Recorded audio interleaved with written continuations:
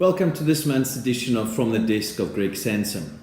Okay, just to reiterate, the reason why I send this YouTube video out is to communicate with all my Liberty clients and all my Stand-Lib clients. So as per true tradition, let's get started with the topic of Liberty. And what's in store for us today? Well, we're going to talk about estate duty. So what do we do for our clients that are married in community of property? And just to refresh your memory with regards to community of property, that effectively means that whatever you own, your wife owns half of. So in an estate where effectively your total estate is worth, let's say, 10 odd million rand, did you know that your wife is actually due to pay, let's call it 300,000 rand worth of estate duty on your untimely death or on her untimely death? So just to recap, you have an estate of 10 million rand and you always presume that you as the main breadwinner are going to die first. But what happens if your wife actually passes on first? If she passes effectively first, no estate duty is liable immediately. However, what we do as financial planners is we wrap up her part of the actual share of the pot on her untimely death. Hence, making sure that her estate duty, which forms part of your total estate, is paid on her untimely death. What am I saying in a nutshell? It's a very good idea to have life insurance for our wives. Reason being is they own effectively, if we're married ANC accrual, they own half of whatever we have. And they might also not be the only breadwinner. We might also be the only main breadwinner. They might also be the breadwinner too.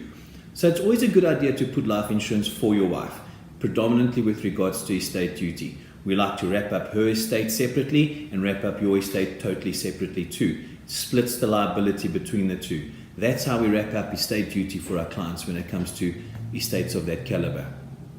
Okay. So let's move on to Stand-Lib, and this is a topic that I want to talk a bit about today. Let's have a look at this land grab story.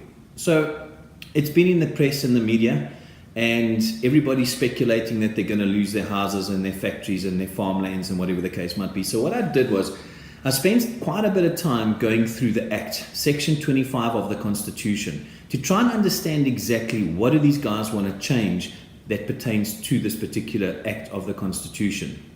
So I'm going to read you what Section 25 of the Constitution basically means. And it's a long part of it, but this is what it basically says. It says property may be expropriated only for public purpose or in the public interest and subject to compensation. Now, what are they looking to do? Cyril Ramaphosa came out and said, right, Parliament, Constitution, I'd like you to look at this Act. I'd like you to go back and examine the clause which says a subject to compensation. That's the part of the Act that they'd like to change. Now, what does this mean to us effectively? Well, don't know if you can remember many years ago, all the mines had these mining rights out there, and the government actually came out many years ago and said, you either need to use it or lose it, A or B. If you have a mining right and you're not using it, you've got to give it back to government. Effectively, this is exactly what this means.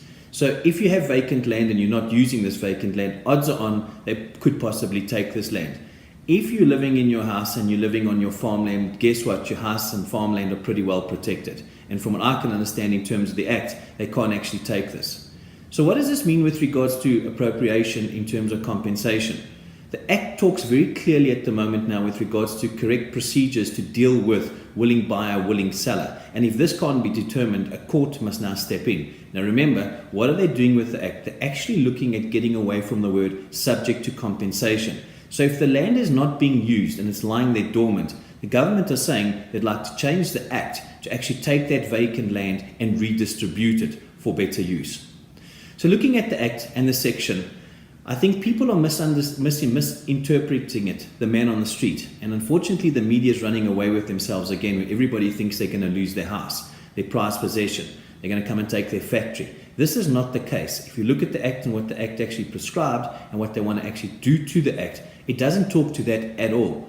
I'd suggest if this doesn't make sense to you, to give me a call and I can have this conversation with you in greater depth. But for now, it's the start of the process. This is going to be a long time in coming. So I think you're looking at possibly the next year or so to actually get this whole thing done.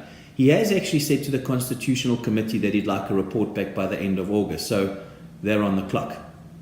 From our side, we say thank you very much for all the support again from Stand-Lib and Liberty. We'll keep in touch with you. We'll watch this story very closely. And remember, If they go ahead and do this, what's going to happen is the rand is going to slide. Most of you invested in some quality stocks, rand hedge stocks, as I've spoken about before. And when the rand slides, effectively, you make money on that depreciation of the rand. So we've hedged your bet.